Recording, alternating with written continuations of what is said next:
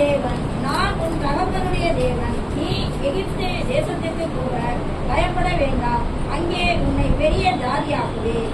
நான் உன்னோடனே எகிப்துக்கு வருவேன். நான் உன்னை திரும்பவும் வரப்பண்ணுவேன். யோசேப்பு தன் கையால் உன் கண்களை மூடுவான் என்று சொன்னார். ஆமென். அல்லேலூயா. கர்த்தாவே, இந்த வார்த்தைகளை கொண்டு பேசுங்க. இந்த வார்த்தைகளை கொண்டு கர்த்தர்களோடு இடைபடும்படியாய் பேசும்படியாய் நாங்கள் சொல்லிக்கிறோம். எங்களை உயிர்ப்பிக்கும்படியாக நாங்கள் சொல்லிக்கிறோம். நல்ல உணர்வுகளை கொடுக்கும்படியாக சொல்லிக்கிறோம். மந்த புத்திகளை உருவாக்குற எல்லா அசுத்தாவிகள், நிர்விசாரங்களை உருவாக்குற அசுத்தாவிகள் கர்த்தராகிய இயேசு கிறிஸ்துவின் நாமத்தினால் காட்டப்படுவதாக. அசுத்தாவிகள் கர்த்தராகிய இயேசு கிறிஸ்துவின் நாமத்தினால் எங்களுடைய ஆவி, ஆத்மா, சரீரத்திற்கு விலகி போய்விட்டு இயேசுவின் நாமத்தில் பரிசுத்த ஆவியானவர் எங்களை ஆளுகை செய்யும். இயேசு கிறிஸ்துவின் நாமத்தில் பிதாவே. அல்லேலூயா. அல்லேலூயா.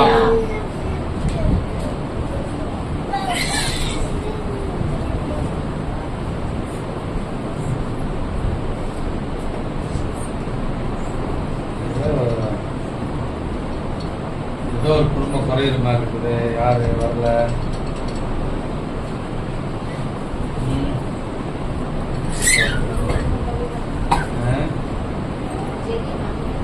சரி மாமியா வரல. வேற யாரும் வரல.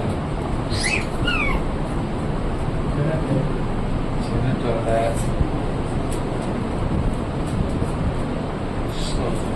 ஆமென். அல்லேலூயா. ஜெபம் இந்த வாரத்துல ஏமா அப்படி பண்ணிட்டீங்க? நல்லா சத்தமா ஜெபம் பண்ணுவீங்க. ஏன் இப்படி பண்ணீங்க?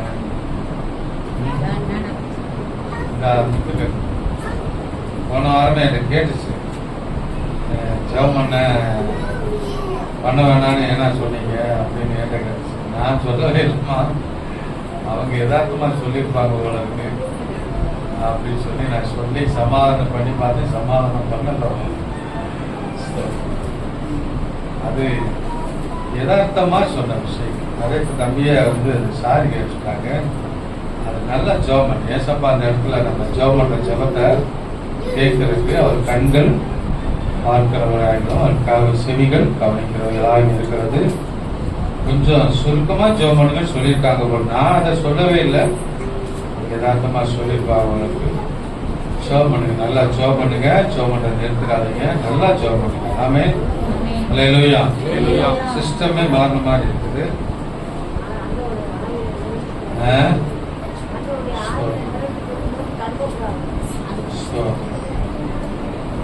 ராசமா ஒரு சொப்பனமாக நேரடியா பார்த்து சொன்னதா? எப்படி நீங்க சொன்னது புரியவே இல்லையே. போன வாரம் போக இல்லாம வெளியில போக முடியாம குழந்தைகிட்டு நான் போனது உண்மை. அப்போ நேற்று முந்தாங்க ஏசமாதிரி தெரியுது முகத்தை பார்க்கல. உடை பிடிச்சிக்கிட்டு ஆனால் கலர் சட்டை முன்னுக்கு போறாரு. 2 பொம்பளை சொப்பனம் தர்றாங்க.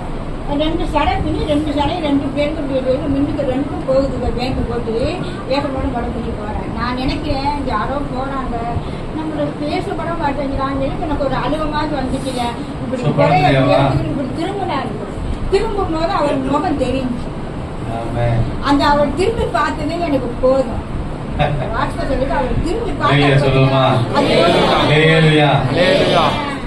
ஏசப்பா சொப்பனத்துல நம்ம திரும்பி பார்த்துருக்கோம். பாத்தீங்களா?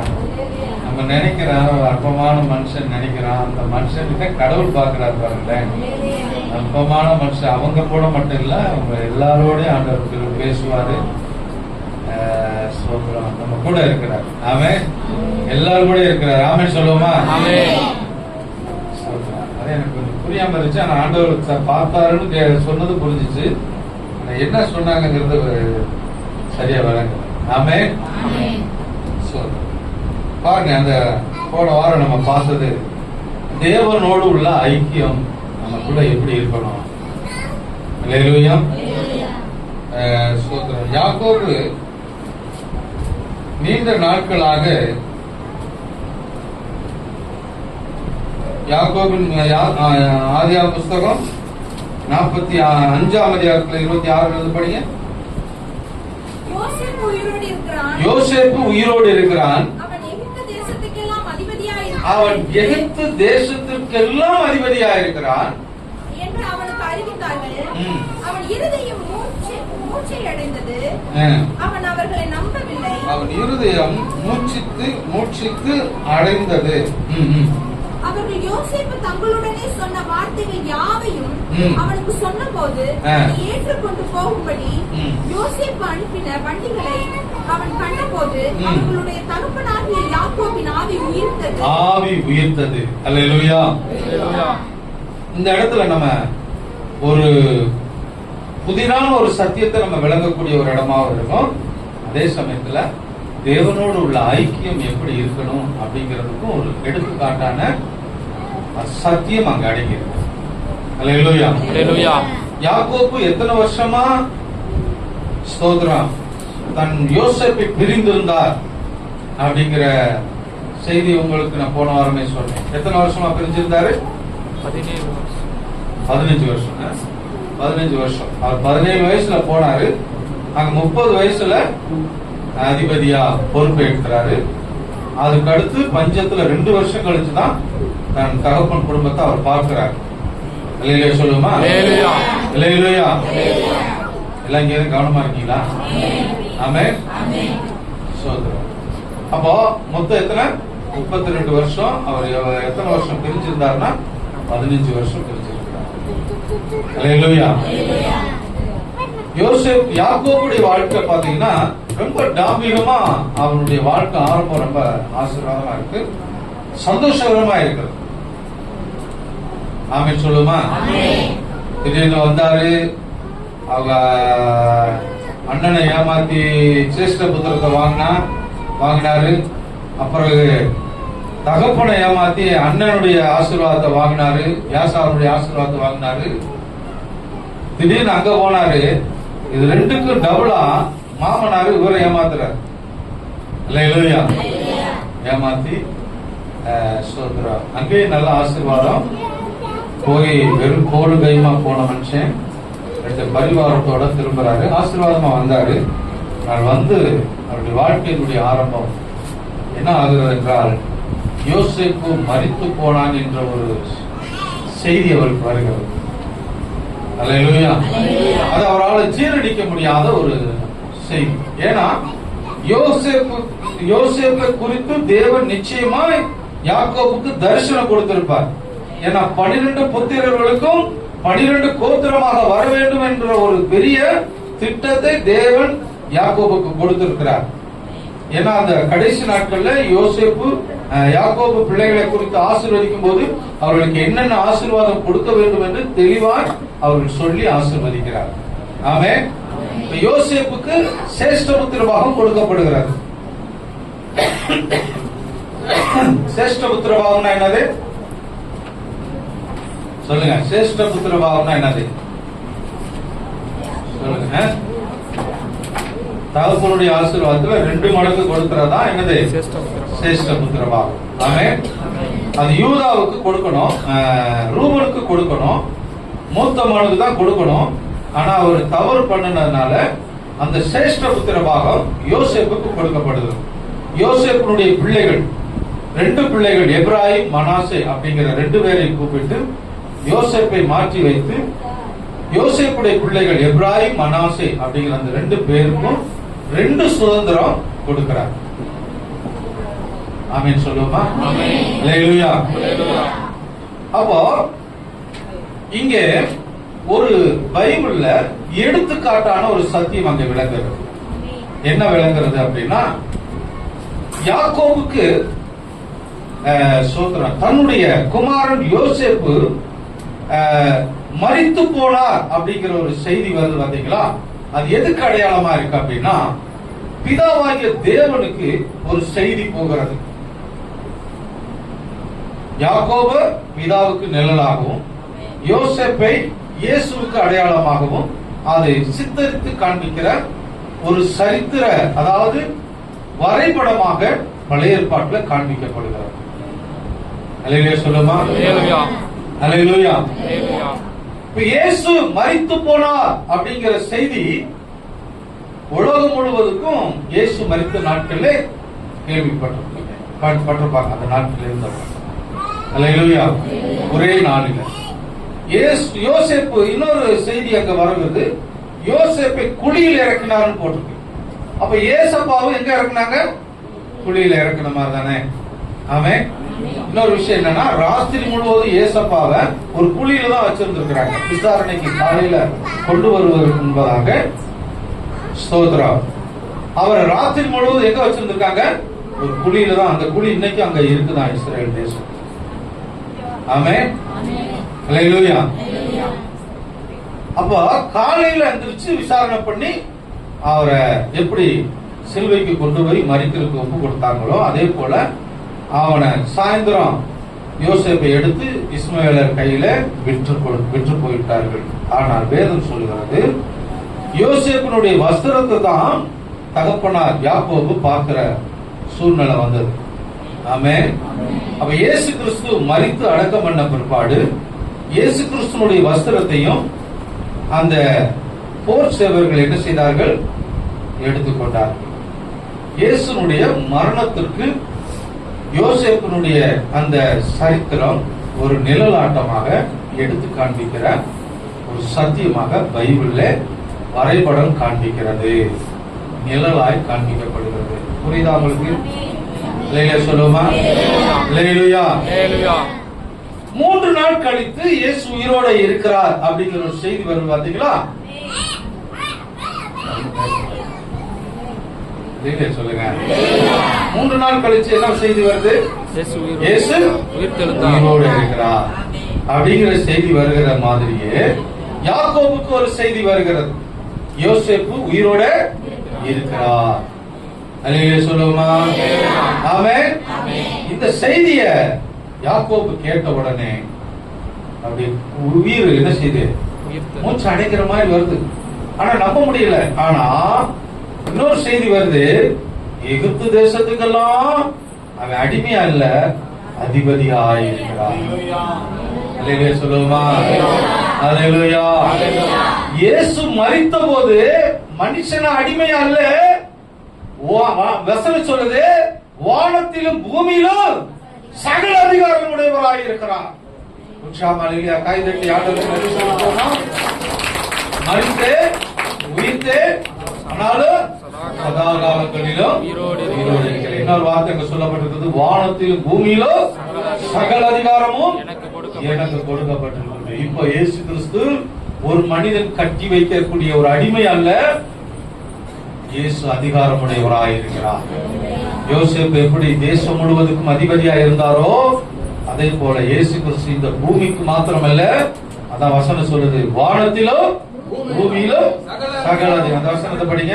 28ஆம் அதிகாரம், மத்தேயு 28ஆம் அதிகாரம். அப்பொழுது இயேசு சமீபத்தில் வந்து அவர்களை நோக்கி வானத்திலும் பூமியிலும் சகல அதிகாரமும் எனக்கு கொடுக்கப்பட்டிருக்கிறது, ஆகையால் நீங்கள் புறப்பட்டு போய் சகல ஜாதிகளையும் சீசராக்கி பிதா குமாரன் பரிசுத்தாவியின் நாமத்தில் வானத்திலும் பூமியிலும் சகல அதிகாரமும் கொடுக்கப்பட்டிருக்கிறது. வசனம் சொல்லுது, யோசேப்பு உயிரோடு இருக்கிறார், எகிப்து தேசத்திற்கெல்லாம் அதிபதியாய் இருக்கிறார். ஆமென். அல்லேலூயா. அவன் இருதயம் மூச்சித்து உயிர்ப்பித்தது. ஆமென். நல்லா கவனிங்க. உலகத்தில் இருக்கிற மனிதர்களுக்கு ஒரு செய்தி போகிறது, பிதாவாகிய தேவனுக்கு ஒரு செய்தி போகிறது, இயேசு மரித்தார். உலகத்தில் உள்ள மக்களுடைய இருதயம் எல்லாம் என்ன செய்திருக்கும்? இருதயம் அடைஞ்சிருக்கும். இப்ப நல்லா கவனிங்க. நீங்க ஒரு பாட்டு பாடினாங்க இல்லையா? கல்லறிய வந்த ஒரு அம்மா பக்கத்துல ஏசப்பா நின்று, உங்ககிட்ட எவ்வளோ தப்பு செய்யாத இருக்கிறேன், குற்றம் பாவம் செய்யாதவன் அம்மா மேல கல்லறிங்கடா அப்படின்னாங்க. ஒருத்தனாவது கல்லறிஞ்சானா? போகல, கல்லறியல, போயிட்டாங்க. ஆமென். அந்த அம்மா ஏசப்பா எப்படி நேசித்திருப்பாங்க சொல்லுங்க. நீங்க என்ன அப்படி இன்னைக்கு ஒரு மாதிரியா தான் இருக்கீங்க? எப்படி இருந்திருப்பாங்க?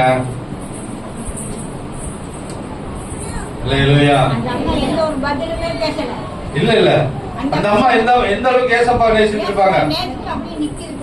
இல்ல, ஏசப்பா அதிகமா நேசித்திருப்பாங்களா இல்லையா? ஆமென்.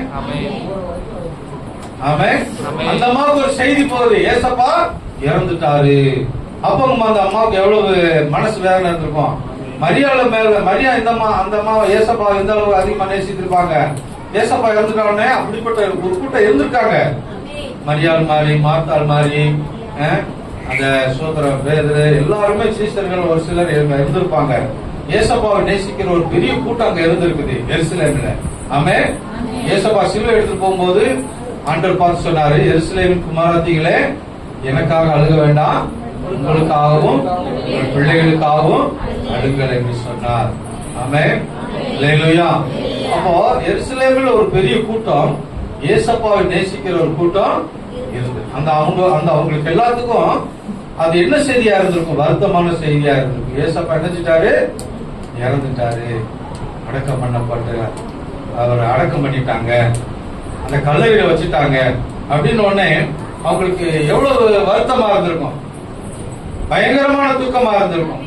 ஆமே. அலையில சொல்லுமா, உற்சாகம் அலையில சொல்லுமா.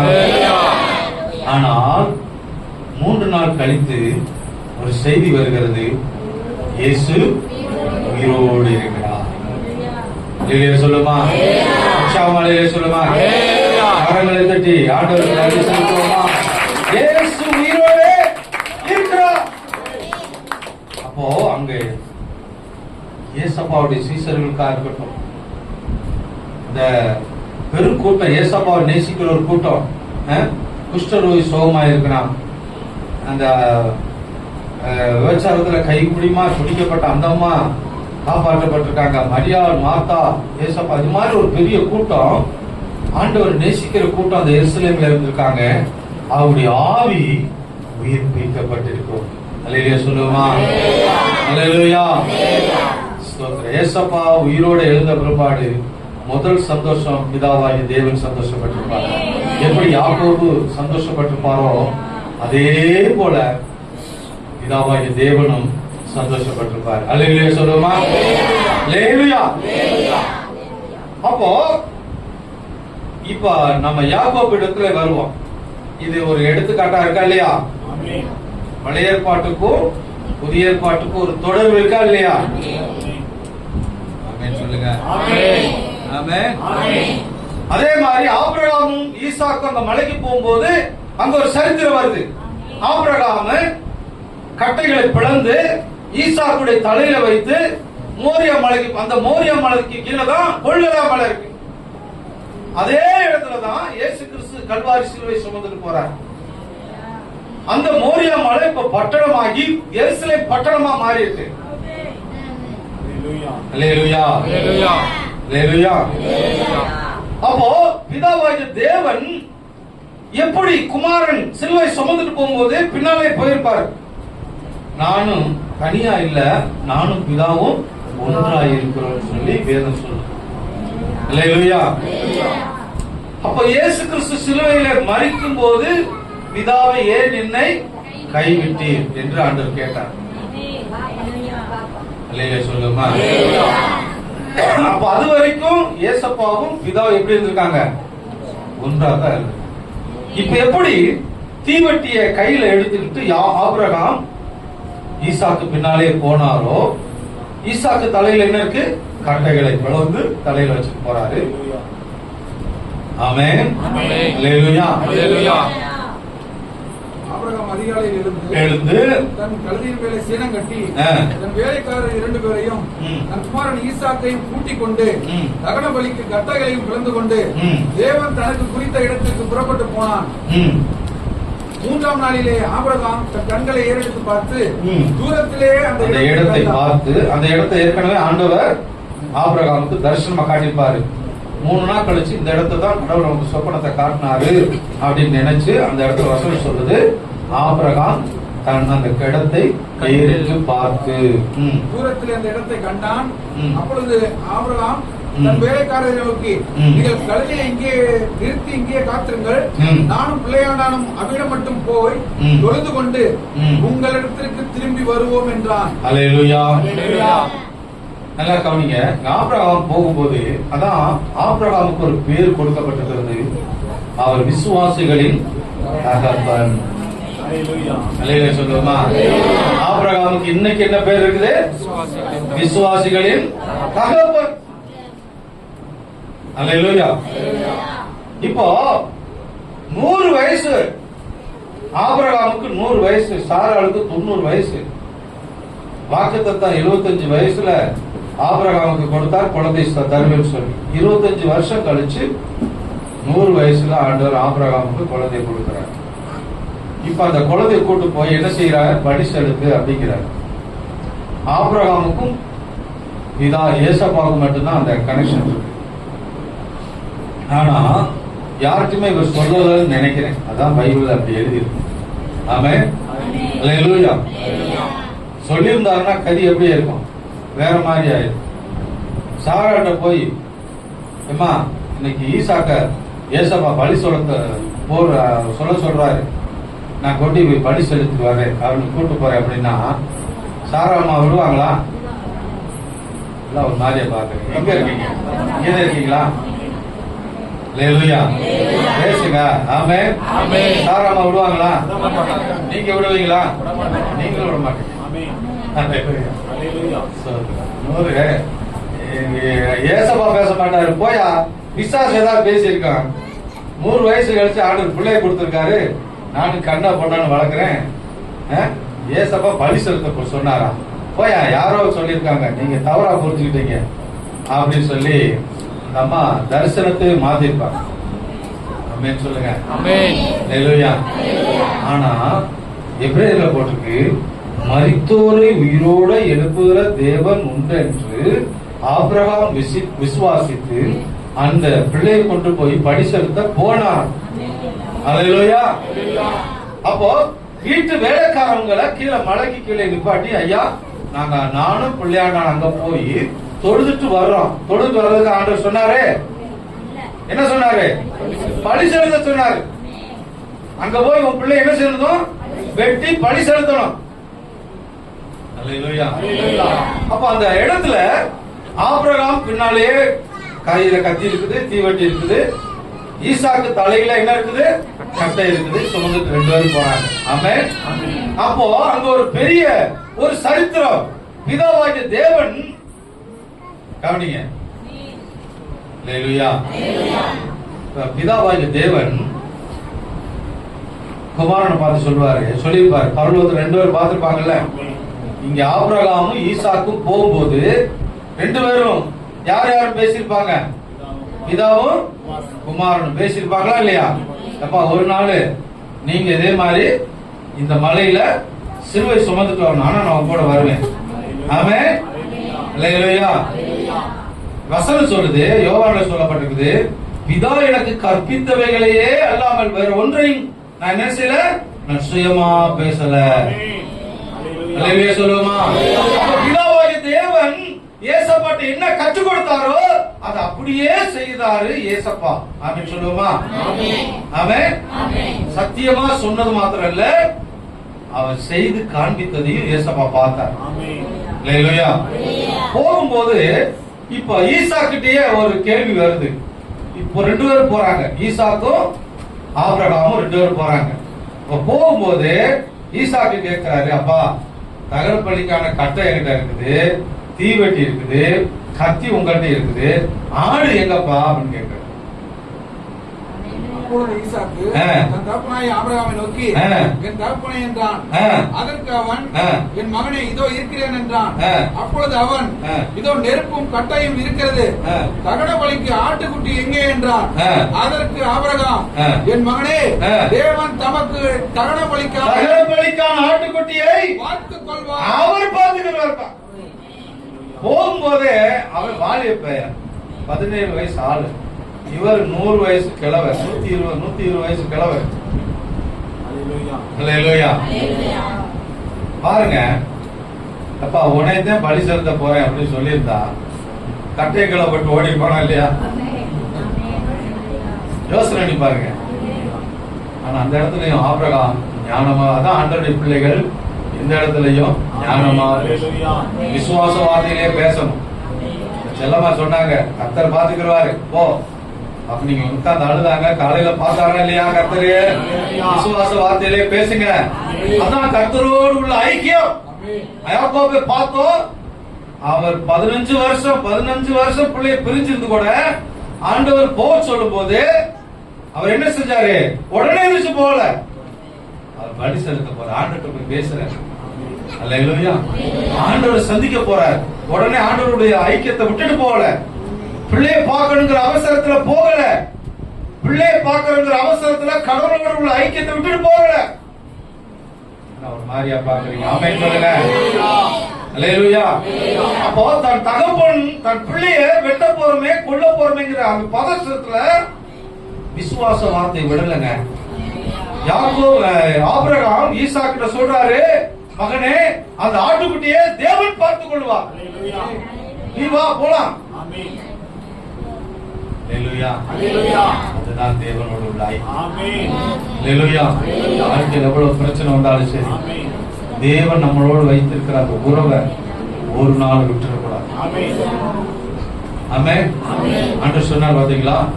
ஏசப்பா ஒரு வார்த்தை சொன்னார். இந்த வார்த்தைக்கு இணையான ஒரு வார்த்தை சொன்னார். என்னை நேசிக்கிற ஒருத்தன் தகப்பனையாவது தாயையாவது பிள்ளைகளையாவது என்னிலும் அதிகமா நேசிக்கிறவன் எனக்கு. அப்போ ஆபிரகாம் தன் பிள்ளையை விட யார் அதிகமா நேசித்தாரு? அந்த காலத்துல, பைபிளே இல்லாத காலத்துல. சொல்லுவா சொல்லுங்க. அப்போ அந்த இடத்துல ஆபிரகாம், நான் யோசித்து பார்த்தேன், என்னடா இவ்வளவு அழகா பேசியிருக்காரு. ஆமென். வேலைக்காரங்கிட்ட இவ்வளவு அழகா பேசியிருக்காரு. நானும் பிள்ளையாண்டானும் அவ்விடம் மட்டும் போய் தொழுது கொண்டு திரும்பி வருவோம். சாராட்டு எப்படி பேசுறாங்கன்னு சொல்லல. அந்த அம்மாவை இவர் எப்படி சமாளிச்சாருங்கிறதே தெரியல. அல்லேலூயா. ஆனா எப்படியாவது கர்த்தருடைய சித்தத்துக்கு அங்க போயிட்டார். அல்லேலூயா சொல்லுமா? ஆமென். தேவனோடு உள்ள ஐக்கியத்தை அவர் விடவே இல்லை. அவர் மட்டும் விட்டு இருந்தா ஏசப்பா அந்த பூமிக்கு வந்திருக்க முடியாது. அல்லேலூயா சொல்லுமா? ஏன்? ஆண்டவர் வாக்குத்தத்தம் பண்ணினது அந்த நாடகத்தை பிதாவாகிய தேவன் குமாரனுக்கு காட்டுறதுக்காகத்தான். அல்லேலூயா. நம்ம எல்லாம் பழைய காலத்துல நாடகம் பார்த்திருப்போமா இல்லையா? பார்த்திருப்போமா இல்லையா? மலையடி பெண்ல இன்ன வரைக்கும் பார்த்துட்டு இருக்கீங்களா இல்லையா? என்ன படம் பார்த்துருக்கீங்க? பாஸ்கா பார்த்துக்கிட்டு இருக்கீங்களா இல்லையா? இப்ப நடத்துறாங்களா இல்லையா? அது மாதிரி பிதாவாகிய தேவன் ஈசாக்க சுமக்க வச்சு ஆபிரகாம பின்னால போக வச்சு, பிதாவாகிய தேவன் அந்த நாடகத்தை பாரு மகனே, ஒரு நாள் இந்த இடமெல்லாம் பட்டணமா மாறிடும், இது பெரிய எருசலேமா மாறும், இதுக்கு கீழே இருக்கிற இந்த கொல்கதா மலை வழியாக நீங்க வருவீங்க, சிலுவை சுமந்துட்டு வருவீங்க, அங்க உங்களை சிலுவையில் அறைவாங்க. அன்னைக்கு ஆட்டுக்குட்டியில இல்ல, உங்களவே அறைவாங்க. அல்லேலூயா. ஆனா வேதம் ஏசப்பாவுக்கு இன்னொரு பேர், என்ன பேரு? உலகத்தின் பாவத்தை சுமந்து தீர்க்கிற. சொன்னாதே உங்களுக்கு புரியுது, இல்லைன்னா தெரியாது. அல்லேலூயா. ஆமென். அப்போ ஆட்டுக்குட்டிய அங்க பின்னால வசனம் சொல்லுது, ஆபிரகாம்கிட்ட ஈசா கேட்கிறாரு, ஆட்டுக்குட்டி எங்க பாவம்? ஆண்டு வசனம் சொல்லுது, ஆபிரகாம் சொன்னார், என் மகனே, தேவன் தமக்கு தகன பலிக்கான ஆட்டுக்குட்டியை பார்த்துக் கொள்வார் என்றான். ஆமென். அப்புறம் இருவரும் போனாங்க. இப்ப நல்லா கவனிங்க. இப்ப ஆபிரகாமும் ஈசாக்கும் போறாங்க. போயிட்டு அங்க தகன பலிக்கான பலிபீடத்தை கட்டுறாங்க ரெண்டு பேரும் சேர்ந்து. ஆமென். அல்லேலூயா சொல்லுமா? சொல்லாதீங்க, கவனமா கேளுங்க. ஆமென். வேலை பழுவெல்லாம் சோத்துறாங்க, கஷ்டமா தான் இருக்கும். இருந்தாலும் ஆண்டோடைய வசனத்தை கேளுங்க. ஆண்டோடைய வசனம் உங்களை உயிர்ப்பிக்கும். ஆமென். சோத்ரா சோத்ரா. ஆமென். அல்லேலூயா சொல்லுமா? உள்ள கேட்கிறாரு, ஒரே மகன் நேசகுமாரன், அப்பா ஆட்டுக்குட்டி எங்கப்பா? அவர் சொல்றாரு, தேவன் பார்த்துக் கொள்வார். அல்லேலூயா. அங்க பலிபீட, அங்க பலி செலுத்துற இடத்துக்கு போன உடனே பலிபீடம் எல்லாம் கட்டிட்டு ஈசாக்கு தன் கைகளாலே கட்டுறார். விபரீதம் எப்படி இருக்கு பாத்தீங்களா? அல்லேலூயா. தன் பெத்த பிள்ளைய கட்டுறாரு. அப்போ ஈசாக்கு என்ன நினைச்சிருப்பாரு? என்னடா அந்த ஆளு ஆட்டுக்குட்டியை ஆண்டவர் பாத்துக்கிறாரு சொன்னாரு, இப்ப நம்மளே கைய கால கட்டினா. சொல்லுங்க, தூங்குறவங்களா அலையா சொல்லுங்க, நிமிந்து நில்லுங்க, அப்பதான் தூக்கம் வர. சாஞ்சிங்கன்னா தூக்கம் வரும். ஆமென். அல்லேலூயா. ஈசாக்கு என்ன சொல்லிருப்பாரு? கேட்டிருப்பாரு, ஆனா கேட்கல. அப்போ நல்லா கவனிங்க, இங்க ஒரு சத்தியம் விளக்குது பாருங்க. ஏசப்பாவை தன் கையும் காலையும் கட்டி சிலுவையில் அறையும் போது எதுவுமே பேசல. என்னது சொல்லுங்க, வாய் திறந்து சொல்லுங்க, எதுவுமே பேசல. அவர் அடிக்கப்படும்படி கொண்டு போகப்படுகிற ஆட்டுக்குட்டியை போல வாய் திறவாதவராய் இருந்தார். ஈசாக்கு அப்படியே இருந்தார், ஒண்ணுமே பேசல. தன் தகப்பனுக்கு அப்படியே கீழ்படிச்சார். கையை கட்டுறாரு, காலை கட்டுறாரு, தூக்கி படுக்க சோத்திர பலிபீடத்தில் வைக்கிறாரு, கத்திய ஓங்குறாரு, பேசாம மூச்சு விடல, அப்படியே இருந்தார். அப்ப அங்க என்ன நடந்திருக்கும்னா, அதை கர்த்தர் பார்த்துட்டே இருக்கிறாரு. இப்ப வானத்துல இருந்து சத்தம் வருது. இப்ப பாருங்க, அப்ப உண்மையாவே அந்த பிதாவாகிய தேவனும் ஏசப்பா பார்த்திருப்பாங்களா இல்லையா? தேவன் அவங்களுக்கு சொல்லி இருந்த இடத்துக்கு வந்தார்கள். அங்கே ஆபிரகாம் ஒரு பலிபீடத்தை உண்டாக்கி கட்டைகளை அடுக்கி தன் குமாரனாகிய ஈசாக்கை கட்டி, பாருங்க அந்த வசனம் சொல்லுது, ஈசாக்கை கட்டி அந்த பலிபீடத்தில் அடுக்கிய கட்டைகளின் மேல் அவனை கிடத்தினான். பின்பு ஆபிரகாம் தன் குமாரனை வெட்டும்படிக்கு தன் கையை நீட்டி கத்தியை எடுத்தாச்சு. அப்பொழுது கர்த்தருடைய தூதனானவர் வானத்திலிருந்து ஆபிரகாமே ஆபிரகாமே என்று கூப்பிட்டார். ஒரு தடவை கூப்பிடலாங்க, ரெண்டு தடவை வருது. அப்படி என்ன அர்த்தம்? விஷயம் அங்க பெரிய கூட்டம் நின்று பார்த்துட்டு இருக்கு. பரலோகத்துல ஒரு பெரிய கூட்டம் நின்று நினைச்சிட்டு இருக்கு, பார்த்துட்டு இருக்கு. பிதா பார்த்துட்டு இருக்காரு, குமாரன் பார்த்துட்டு இருக்காரு. பிதாவை தேவன் என்ன சொல்லிருப்பாரு? அப்பா, ஒரு காலத்துல உங்களை சிலுவையில் அறையிறதுக்கு எல்லாரும் பாவிகள் எல்லாம் சேர்ந்து உங்க கையை கட்டுவாங்க, காலை கட்டுவாங்க. ஈசாக்கு பேசாம இருந்த மாதிரி நீங்க அமைதியா இருக்கணும். சொல்லுங்க. பைபிள நீங்க பழைய ஏற்பாடை படிக்கும் போது இப்படி படிக்கணும். ஏதோ ஈசாக்க கட்டினாரு, கிடத்தினாரு, பலி செலுத்த போனாரு, ஆபிரகாம் வந்தாரு, அப்புறம் ஏசப்பா பேசினாரு, அப்படி இல்ல. அப்படி பார்க்க கூடாது. புதிய ஏற்பாட்டுக்கும் பழைய ஏற்பாட்டுக்கும் பெரிய ஒரு தொடர்பு இருக்கு. அப்போ பிதாவாகிய தேவன் அங்க ஏசப்பா கிட்ட காமிச்சிருப்பாரு, எப்பா ஒரு நாள் உங்களை இப்படித்தான் இணைஞ்சிருப்பாங்க, கை கட்டுவாங்க. ஈசாக்கு எப்படி அமைதியா இருந்தாரோ நீங்க அமைதியா இருக்கணும். ஆமென். எல்லா சத்தியமும் பிதாவாகிய தேவன் சொன்னதுனாலதான் ஏசப்பா அப்படியே கீழ்ப்படிச்சிருக்காரு. அல்லேலூயா சொல்லுமா? அல்லேலூயா சொல்லுமா? அல்லேலூயா. அதே ஈசாக்குடைய வம்சத்துலதான் இயேசு கிறிஸ்து வந்தார். அல்லேலூயா சொல்லுமா? அல்லேலூயா சொல்லுமா? ஆமென். சரி, இப்ப ஈசாக்க கட்டியாச்சு, பலிபீடத்துல வச்சாச்சு. ஆபிரகாம் என்ன செய்யறாரு? கத்தி எடுத்துட்டார். ஈசாக்கு மனசு எப்படி இருக்கு சொல்லுங்க? ஈசாக்கு மனசு எப்படி இருக்கு சொல்லுங்க? மனுஷனா பாருங்க, ஈசாக்கு மனுஷன், அவர் ஒரு மனுஷன், ஆபிரகாம் ஒரு மனுஷன். அவங்களுடைய மனநிலை எப்படி இருக்கும்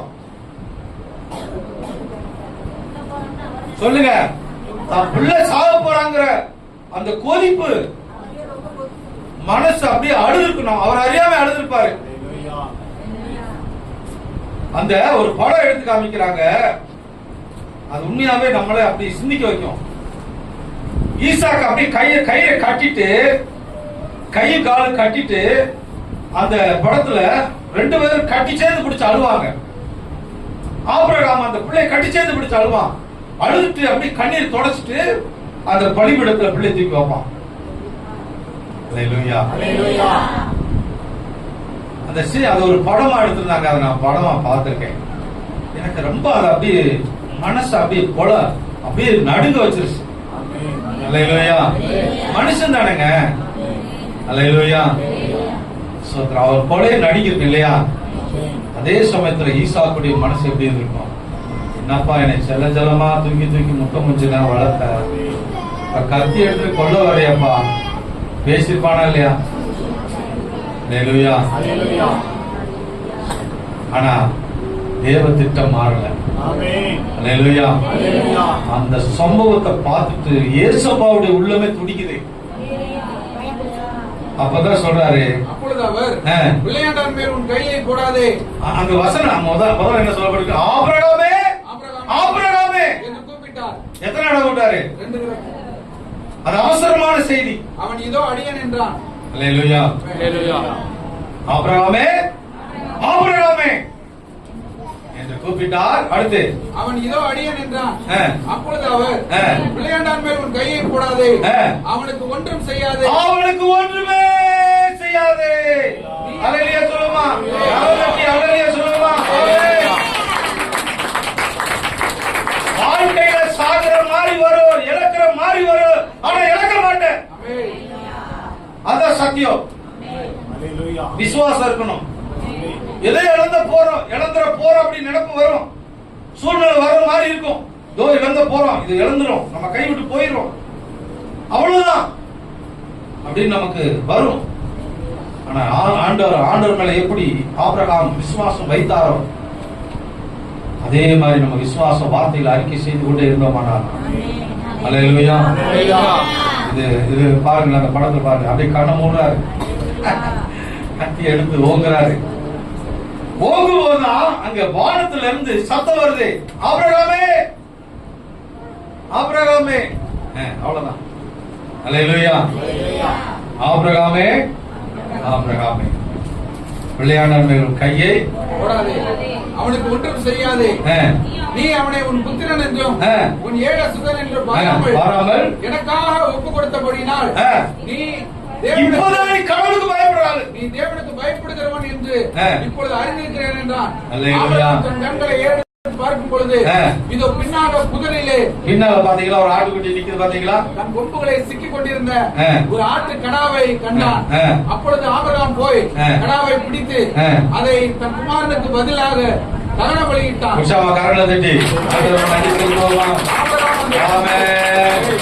ஆபிரகாம் என்ன சொன்னாரோ, தேவன் தகன பலிக்கான ஆட்டுக்குட்டியை தேவன் பார்த்துக் கொள்வார் என்று ஈசா கிட்ட என்ன சொன்னாரோ அதுதான் நடக்குது.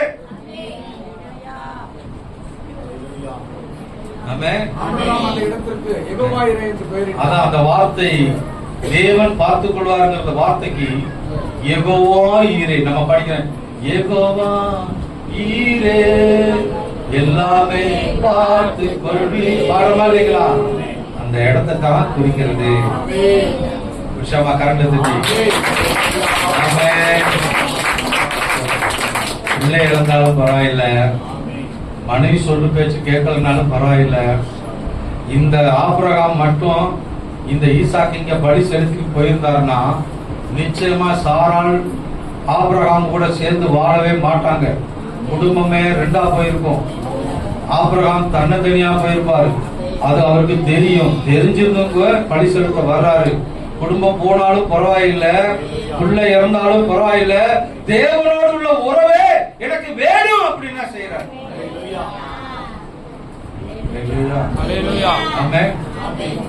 எந்த சூழ்நிலையிலும் தேவனோடு உள்ள உறவை இழந்துடக்கூடாது. ஆமென். தேவனோடு உள்ள ஐக்கியம். தலைப்பு என்னது? தேவனோடு உள்ள ஐக்கியம். ஆமென். அல்லேலூயா. ஸ்தோத்திரம். ஈசாக்கு எப்படி தன் தகப்பனுக்கு 100க்கு 100 இல்ல, 100க்கு 50, 150 கூட சொல்லலாம், 100க்கு 200 கூட சொல்லலாம், 100க்கு 1000 கூட சொல்லலாம், 100க்கு லட்சம் கூட சொல்லலாம். ஆமென். அல்லேலூயா. அப்படியே கீழ்ப்படிந்தாரோ அதனாலதான் வசனம் சொல்லுது, ஈசாக்கு விதை விதைத்தான் 100 மடங்கு பலன் பெற்றான். நீங்க கீழ்ப்படிந்தீங்கன்னா, ஏசப்பாவுக்கு கீழ்ப்படிந்தீங்கன்னா, கர்த்தருடைய ஊழியக்காரனுக்கு கீழ்ப்படிந்தீங்கன்னா, கர்த்தருடைய வார்த்தைக்கு கீழ்ப்படிந்தீங்கன்னா 100க்கு 100 உங்களுடைய விவசாயங்கள், கை பிரயாசங்கள் எல்லாம் கர்த்தர் ஆசீர்வதிப்பார். எந்த ஐக்கியத்தை விட்டுறக்கூடாது. தேவனோடு உள்ள ஐக்கியத்தை வெட்டக்கூடாது. ஆமென் சொல்லுவோமா? ஆமென். அல்லேலூயா. சோதரம் பாருங்க, சாட்சி இந்த ராசம்மா சொல்ற சாட்சி எல்லாம் அபூர்வமா இருக்கு. இந்த அம்மா முன்னால போறாரு, நம்ம கிட்ட பேச மாட்டாரா, திரும்பி பார்க்க மாட்டாரா நினைக்கலாம். இந்த அம்மா நினைக்கிறத பார்த்துட்டு ஆண்டவர் இந்த அம்மா திரும்பி பார்க்கறாரா. அல்லேலூயா சொல்லுங்க. ஆனா நம்ம கூட தானே இருக்காரு.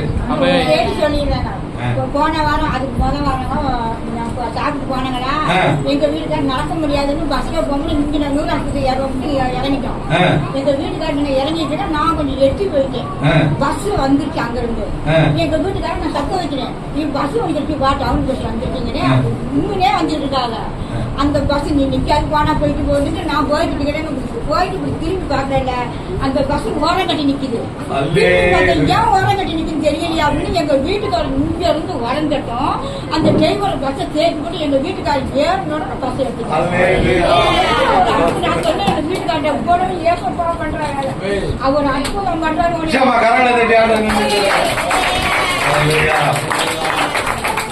யாருமே பஸ்ஸை ஓரம் ஆனா உன் பாட்டு ஆண்டவர் ரொம்ப ரசிக்கிறாரியா. அது ராகமா இருக்குதோ இல்லையா, அது ஆண்டவர் நல்லா என்ன செய்யறாரு, அவர் பார்வைக்கு அது இன்ட்ரெஸ்ட், அவருக்கு இன்ட்ரெஸ்ட். அல்லேலூயா. இதய தீபம் எனது தெய்வம் இரக்கத்தில்